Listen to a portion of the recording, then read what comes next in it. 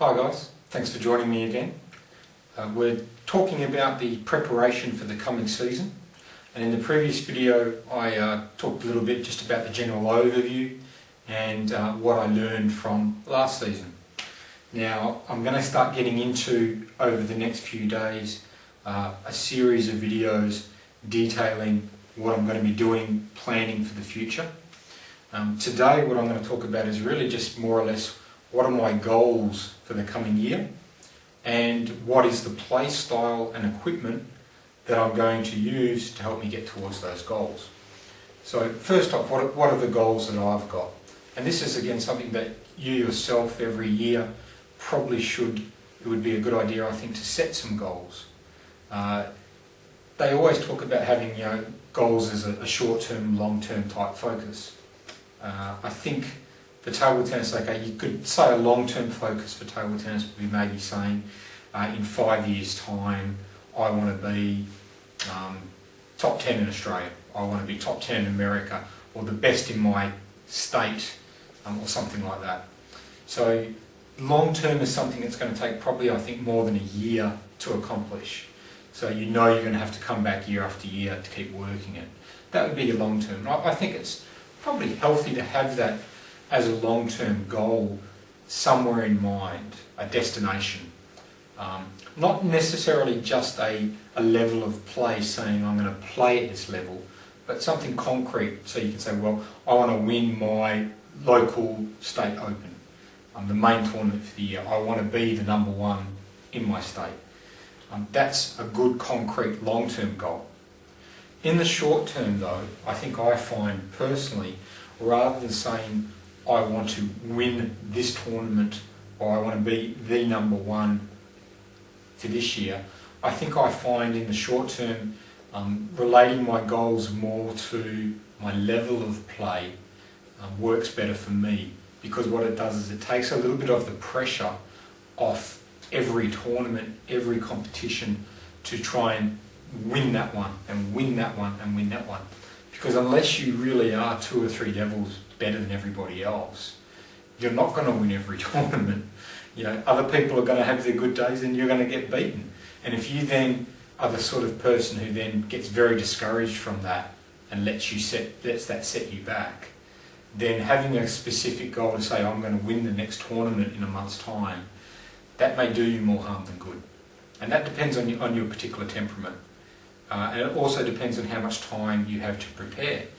For me to say, I've got a tournament coming next week, for example, next weekend I've got the Morley tournament, last sort of main tournament for the year, but more a fun one for me rather than anything else. So my short-term goal for that tournament isn't to go in and win it, it's to go in and play using my new close to the table style, to play well, to work on a couple of little things in my technique that I've been trying to do, see whether I can use them in matches under pressure well. And if I can do that, I'll be happy. If I can't, then I'll go and I'll work on that. But just to say, hey look, I want to go in and win this, when I really haven't been training my style very long, haven't done much hard work at all, it would be for me a silly goal to make. If I could be sure I was going to attain that goal, I'd probably be so much better than everybody else, it would be meaningless anyway. So setting a goal where you haven't got enough time to do the work required to achieve it isn't much point either. So having said that, these are the goals that I'm going to set for the upcoming year, having given it some thought.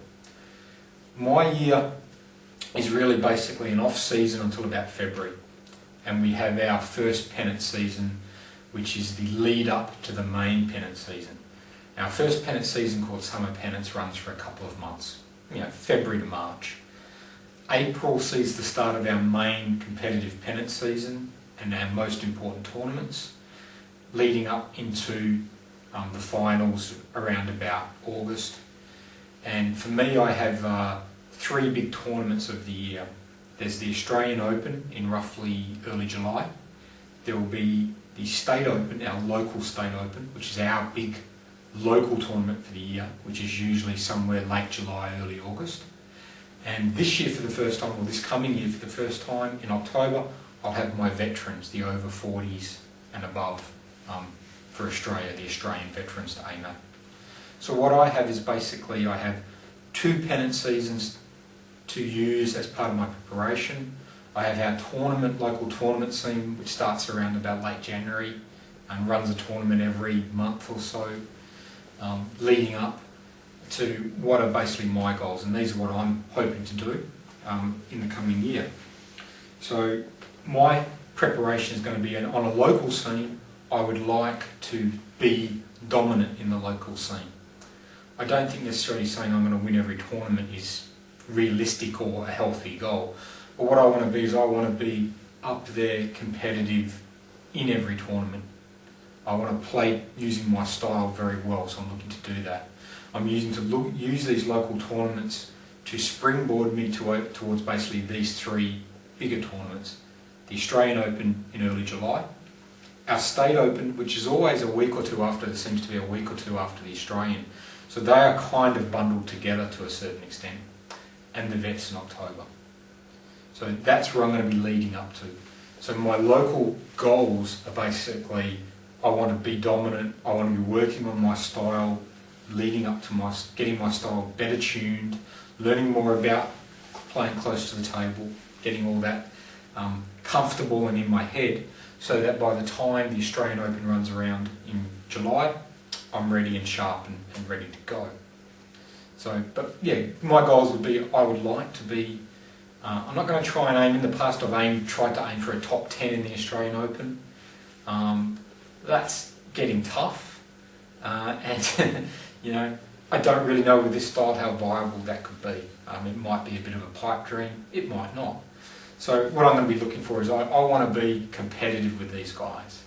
Maybe not the William Hensel, Simon Gerardas, who are really top level, but I'm looking to keep my level going where I am and maybe improve on it a little bit.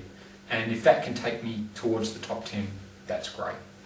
So I don't want to go backwards, basically. I want to move forwards with this new style and see whether I can play at the Nationals in a competitive manner using the new style. We'll see how that goes. So in the Veterans is a little bit different. It's my first Veterans. I've played some of the Veterans players before. I know I should be fairly competitive. I don't know exactly where. So again, I think I should be top 10 in the Veterans over 40s. I could be if I played very well during the tournament. It would not be unexpected for me to maybe be top 5 and even have a little shot at maybe being sort of one of the top 1 or 2 or 3 if I played very well. And everything went right. Because there's some good players, there's some very good players there. So that would be a real best case. But I think even worst case, I should be aiming for a top 10 in the Australian Veterans. So it should be one of the leading players there. So again, my goal would be, it would be nice to win, but I'll be basically looking to take my style and play successfully there. And hopefully in both of those tournaments, part of my goal would also be to get through successfully without a lot of aches and pains. So physically handle it quite well. I just got a gentleman at the door, so I'm just checking to see. No, I think we're good. Okay, so coming back to, that's basically my goals. With a long-term goal, long-term goal, possibly I would like, I think a good long-term goal over the next, say, 2 to 4 years would be to work towards being the best over 40 player in Australia. It's realistic if everything I do goes well. It's certainly difficult, it would be challenging, and it would be very satisfying. So it's a good long-term goal. Whether I can do it next year remains to be seen. So goal-wise, what I'm really looking for is I'm looking to try and get a good grip on the close to the table style, play very well, and get through the tournaments without all the aches and pains. So play as good on the last day of the tournament as I did on the first, rather than slowly go down as I get more sore and more tired. If I can do that, then I'll consider that a successful year. even if I don't win my local state open or I don't win a lot of local tournaments. The guys locally play me a lot, get to know me quite well. So I'm more concerned with how I do over East than how I do locally. If I prepare well locally but don't win a lot and do well over East, I care more about what I do over in the big tournaments than what I do locally, basically. So everything's a preparation for a good Australian Open and a good Veterans. Okay, having said that, those being my goals, what's the play style that I'm going to use, that I've decided on, that I'm going to use to try and achieve that? Now again, from your point of view, having set some goals, both short term, within the year to come, and long term, your goals should be reflected in your play style, or at least using your play style to maximise your chances of achieving those goals. So what I'm going to be using here is I'm going to be using now a close to the table aggressive style rather than a close to the table defensive style. Now that may sound a little bit strange considering that I've been a defender for a long time, but what I find is when I'm playing the close to the table style, mentally it is a big shift. It's very, very different from a defensive point of view. So I don't have a lot of problems shifting to an aggressive mode. I also find close to the table when I'm playing this style, I want to hit the ball with a bit of power and not just control the ball around. So for me, I think the aggressive close to the table style is going to be the way to go.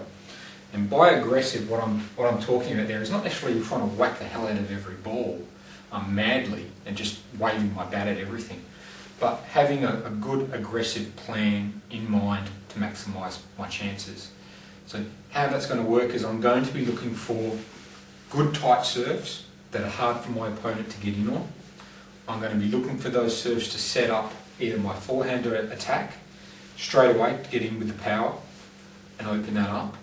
If I can't get in with power on the forehand, I will get in with a good spinny 3/4 loop and bring in the power on the next ball if possible. If they're hitting it to my pips on the backhand, depending on what they do, I will either control, vary the ball around, move it around, and look to come back with power on the forehand. So use my long pips to set up the forehand attack. I will also be chop blocking on the long pips when they're attacking me. I'll go with the chop block. I will go with the occasional roll. I won't be driving very much because that's not really in my weapons, the drive with long pips. So it will be chop blocks, it will be sort of the shovel push, the fast push, it will be rolls for me. That's what I'll be using my long pips for. On the forehand it's going to be good looping attacks. If I'm attacked, I will control the block, move it around. If I have time, and I'm going to have to work on this a little bit, if I have time, rather than just blocking defensively, if I can, I'm going to try and counter loop and get a counter loop in. Same on the backhand. If I've twiddled and I'm using the inverted, if I don't have much time, I will block. If I have more time, I will try and do something a little bit more aggressive, a little bit more forcing. To work with that in terms of my distance from the table is I don't want to be standing right up to the table or even this far away. I want to be far enough away that I can take a swing and hit the contact with power rather than being so close that I have to swing up. So I'm not going to be 30 centimetres from the table. I'm going to be playing far enough away that if I hold my arm out and stretch a little bit, about 10 or 15 centimetres forward, half a foot forward, I hit the table. I don't want to be close enough that I can hold my bat out and touch the table. That's too close for me. That makes me swing up rather than forward. So I'm going to be there in the ready position touching the table, go back another 15 to 20 centimetres to give me more room. And I've got to get used to that depth. I have a nasty habit of defending okay, but playing, when up to the table, playing very much too close to the table. So I'm going to work on that depth a little bit. Service return, my service return is going to have to be nice and tight and looking to set up my own attacks while controlling my opponent and not giving him anything really easy. Using the twiddle to basically confuse, deceive my opponent, make him hesitate, and give me the chance to come in with my own forehand attack. If I can win points outright with the long pips, that's great, but I'm not expecting to drive through my opponent with the long pips and win points outright. I'm expecting to use it as a set-up stroke, in some way getting a mistake or a hesitation from my opponent that it can then be capitalised with the red inverted rubber. So that's what I'm trying to do close to the table. That will give me shorter points, so hopefully it'll be less demanding physically on me. I obviously won't be bending as much down low, which will be much easier on the legs because the ball will be taken much higher, so there'll be less stress on the body. In terms of serving, and as some players do, running around the backhand, I'm going to try and minimise that. I'm not the fast. I've never been the fastest player anyway. I'm going to try and obviously improve my fitness a lot, but if someone's putting the ball here to my backhand, I'm going to try and, I'd rather be twiddling to attack it or doing something positive with the long pips than trying to run around and play the forehand and leaving this open. So I'm not looking to dominate from with my forehand from this backhand corner. I don't think it's a realistic goal given my current state of fitness, given my normal court speed, which isn't super fast anyway, and given the fact that I actually do have a fairly decent backhand topspin. So there's no need for me to run around it. I can open up with that, or do something with the long pips. So there's no need for me to cover that by trying to run around and hit forehand winners. Now, to achieve this play style, the equipment I'm going to use is, I'm quite comfortable with my T-Mobile Spirit blade. I find that that's giving me, again, nice feel. It's fast, but still gives good touch. It's not stiff, so I can feel the ball quite nicely. Gives me good spin and speed. I'm going to use that with, this is the Killer Spin Fortissimo speed glue replacement rubber in a 2mm sponge. I quite like the feel of this. I feel very comfortable with it quite early on, so I'm quite happy with this. I may try the Tenergy 25 again when my partner orders some more sheets, just to double check in the off season, just to double check that it is what I think it is. But at the moment, I think I'm going to be pretty happy with this one. It feels right. So unless the Tenergy feels a lot better, I'm going to be quite happy just to stick with this one. It works for me. I get nice pace, good feel. I'm quite content with that. On the backhand, I'm still going to stick with this Stiga Destroyer, no sponge. I find I'm comfortable with it. I'm used to no sponge. The only thing I might be tempted would be to use a sponge that's even slower underneath. Say something like a tackiness chop sponge or an anti-spin sponge. Something really dead and slow to drop the pace even more when blocking. But I tried to take some tackiness chop sponge off one of my old sheets, and it was a real painful disaster. And to be honest, the sponge that comes with the Stiga Destroyer, normally the 1mm sponge, it's a bit too springy for my taste. But I do like the Stiga Destroyer. So I think I'll just basically leave it on a no sponge and go with that. I'm pretty comfortable with that. And I'll just work on my touch and staying relaxed with it. What that means is that yes, I'll have a little bit more spring when someone attacks me. My touch may need to be a little bit better. I'll also get a little bit more pace and when pushing and doing stuff. So that's a reasonable compromise that I'm prepared to live with. And I'll work on the robot. I'll have the robot and have my friends blast a few loops at me to just try and make sure that my touch is quite good and I'm comfortable in controlling the ball. But that's the equipment I'm going to use. So a good quick speed glue replacement rubber on the forehand that I like the touch of. Long pip sponge on the backhand. Really there's nothing fancy or wobbly about this sponge, about this long pips. but that's fine. I'm not really looking for balls that dip and wobble. I'm looking for changes of pace, good control, to get my opponent to hesitate and allow me to come in. I'm not looking at the level I'm playing. I'm not expecting a bit of wobble to make someone in the top 10 of Australia miss the ball. A little bit of extra spin reversal isn't necessarily going to make him miss. So I need the good control and the change of pace, but I'm going to have to do the work. The rubber's not going to do it for me. So I've got to vary spin, I've got to twiddle, I've got to place the ball and vary the shot. That's all going to be up to me to do. I've got to use the rubber rather than just hoping the rubber's going to do it all automatically. So, having said that, that's basically my goals for next year, to play well the whole of the Australian Open, the whole week, the whole of the Australian Vets, the whole week, in July and October. I'll be leading up all of this off-season through to about February, is basically going to be preparation work, not a lot of competitive work, but just the background of technique work, fitness work, just to get me ready to go. Coming in February, going to start actually cutting down the prep work, start ramping up the competition work.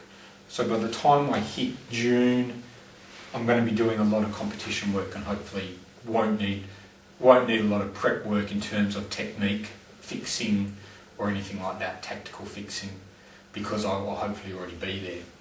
So that's kind of my year to come, what I'm planning to look at. I'm comfortable with my equipment, quite happy with it.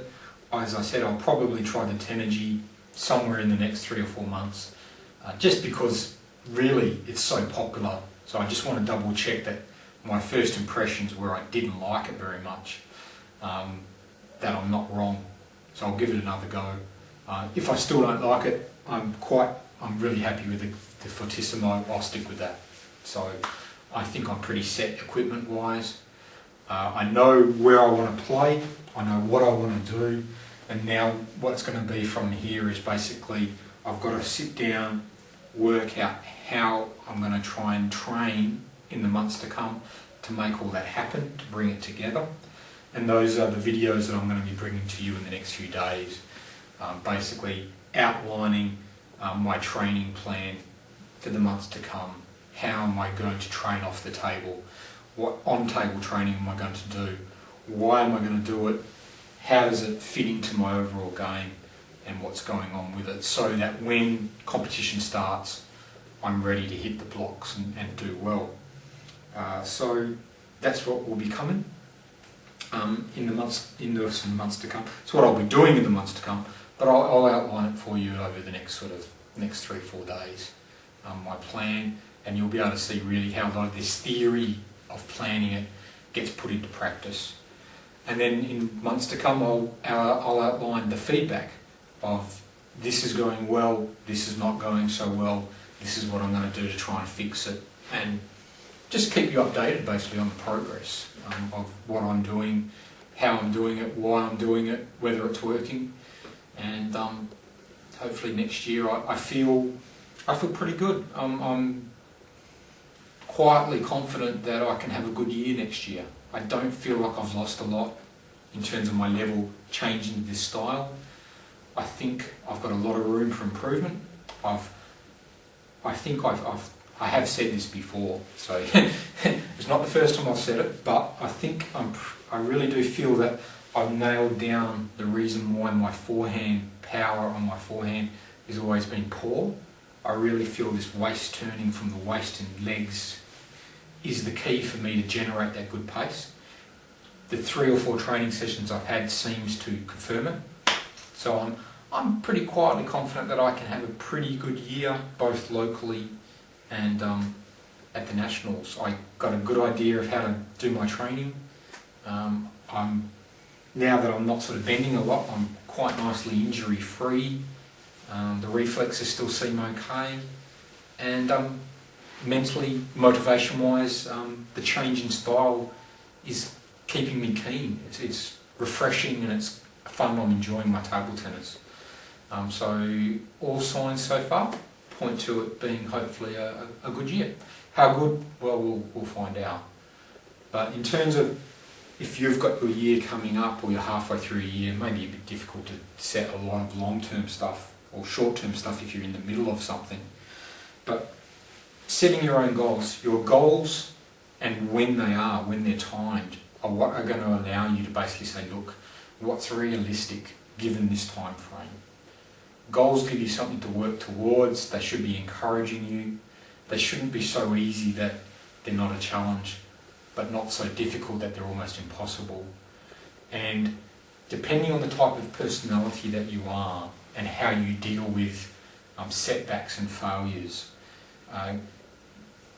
goals that are basically to say, I'm going to win this event at this tournament, well that's either yes or no. You either win it or you don't. So if you're the kind of person who takes that sort of failure very badly and allows it to set you back a couple of months in your training while you get over it, don't set those type of goals. Go with, at this tournament, I want to play technically and tactically very, very well at this sort of level, and if my opponent just happens to play a little bit level better, fine. I've met my goal of achieving that kind of standard. And that can be a goal, because for me, it takes a lot of the pressure of the winner of winning or losing, because all you have to do is just basically do what you've been hopefully training to do, execute it well, and if you're doing that, regardless of whether your opponent's beating you or not, you're meeting your goals. And hopefully, if you're playing against opponents around that level, you're going to be winning quite a few. So, that's in a lot of ways the most that you can do. Whereas to say that you're winning a tournament, sometimes that depends on who else enters. Whether a better player from somewhere, another state comes in, and suddenly you're going to play someone who's out of your league. Well, does that affect your goal or not? And also playing locals who play you all the time is different to playing people who you only play occasionally. So basically try and use the goals to motivate, encourage you, and then when you achieve one, make sure you set another one so that you've got something to work towards again. Otherwise you can tend to be a bit aimless. If you just achieve a goal and then don't set another one, it's like, well, what now? What do I do now? And it's very easy to drift. But use those goals with your play style, which probably for most of you, you've got a certain play style that you've decided on. But it doesn't hurt to kind of clarify it and say, I want to do this, this and this, so that when you're out there on the table, you do have a firm picture of how you want to play in your head. For example, I don't want to be, if the ball's coming here and it's high, now I want to attack that. I don't want to be pushing it.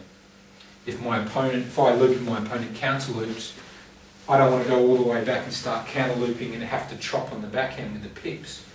I want to be close enough, I can counter loop, chop block, or roll from here. So I have to be aware of that, or otherwise I'm going to find myself in the wrong place often. But yes, I've chosen a play style that I think will work, that will work with the limits of my body and my abilities and my equipment. And now the question is, okay, how are we going to train that? And that's what we'll be doing in the next few days.